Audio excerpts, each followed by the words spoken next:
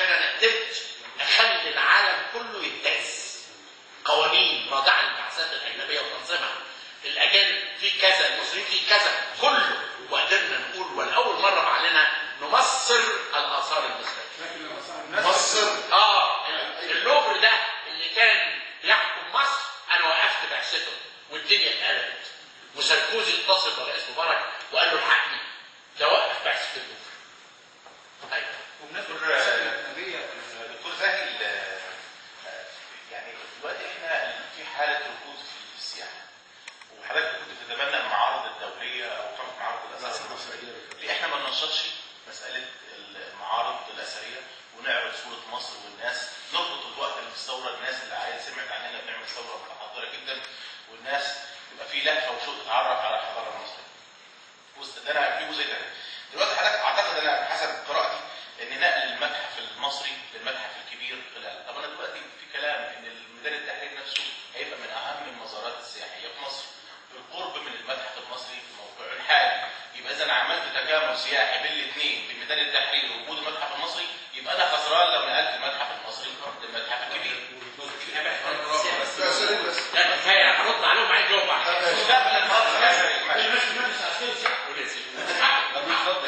مستقبل الاثار الجديده والمناطق الاثريه اللي في مصر، احنا بنتمنى الخير للثلاثه في المقام الاول، والاثار يعني محور مهم جدا للدخل القومي والدخل السياحي. طب احنا لو ايه المستقبل الاثار الجديده؟ مثلا بلد زي سوهاج بيقولوا غارقه او تميم، على ليه ما فيش اجتهادات او ترميم وهي اولى؟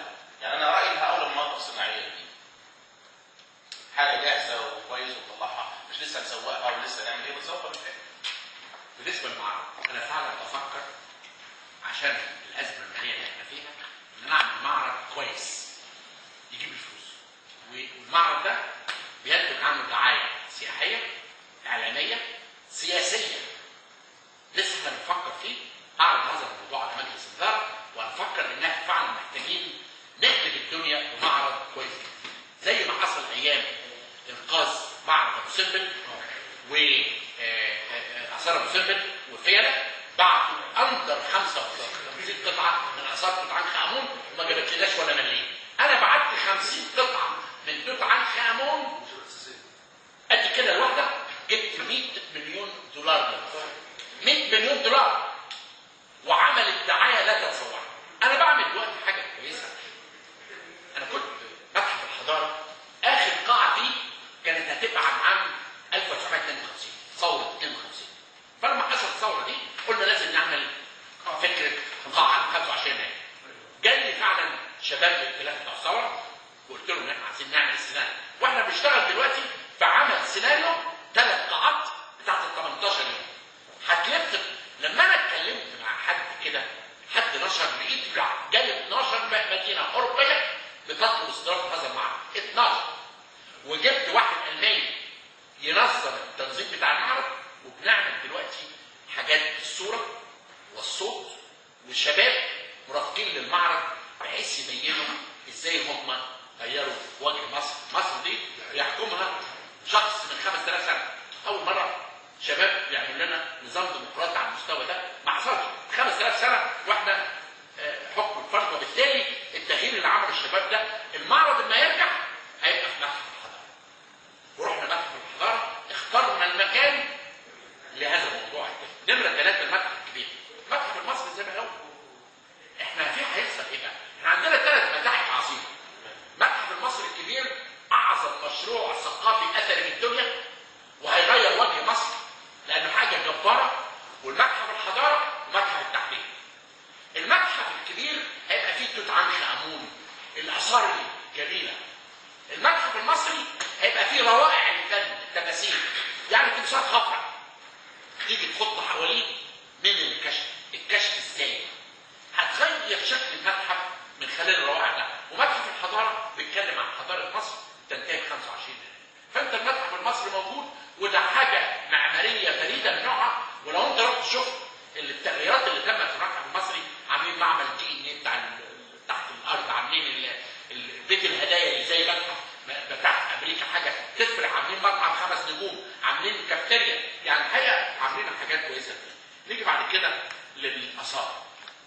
هو اخمين ده انا دافع 200 مليون عشان انقل الجبانه عشان احفر اخميم، وهو اخميم مقفوله فيها تتسلم. الناس رجعت تاني يا سيدي وزير، انت دفعت 200 مليون، الناس رجعت تاني. في معلومه ان الطريق تبقاش الناس اصلا حاطه خيام قاعده حاطين بيوتهم. انت الانفلات الامن اللي حصل ده بوظ الدنيا. يعني اخميم بقول لك انا هدفع 200 مليون، وقلنا ان انت عارف اخميم دي ظهرت في القرن التاسع الميلادي. بعض الرحاله قالوا ان معبد الاله مين؟ اله التناسل ده كان معبود خميم. هذا المعابد اكبر من معابد الكرم، قعدوا يزوروها من الصبح، من شروق الشمس لغروب الشمس. فالمعبد ده تحت الجبانه كله، وطلعنا تمثال الرمسيس. دخلت مقبره انا بتاعت واحد ميت دافنين معاه راس الكرم. المنطقه مليئه، لكن المحافظ انا كلمته وانا رايح هناك، وباذن الله هنحاول نصل الى حل في هذا الموضوع، وربنا يسهل نقدر ننقل.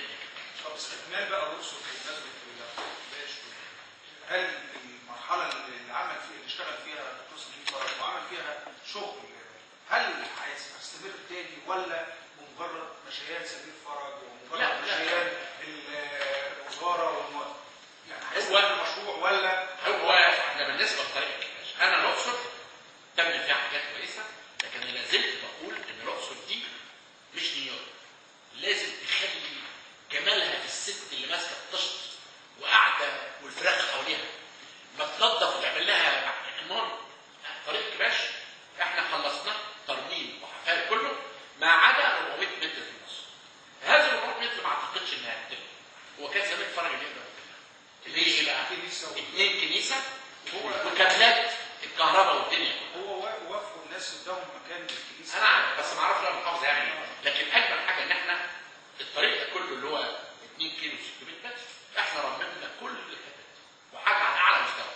لكن طبعا زي ما الاستاذ حسام بيقول تعديات الاهالي بعد الثوره فظيعه. البر الغربي حاجه تعديات بشعه. احنا باذن الله مع القوات المسلحه هنبدا بالشرطه نزيل هذه الحاجه. يعني قلنا ده ملمح من ملامح انفلات الامن على الاثار طريق مش ملمح بس ولا بس، ده كل مكان في مصر زي يعني نقدر ندي امثله. جبانه 15 فدان في جنوب سقارة، بنوا مقابر فيها على مستوى فظيع. مسجد على الطريق الصاعد بتاع هرم، المترا هنا جبانه ضخمه، ابو سير 10 فدادين جبانه. دي بعض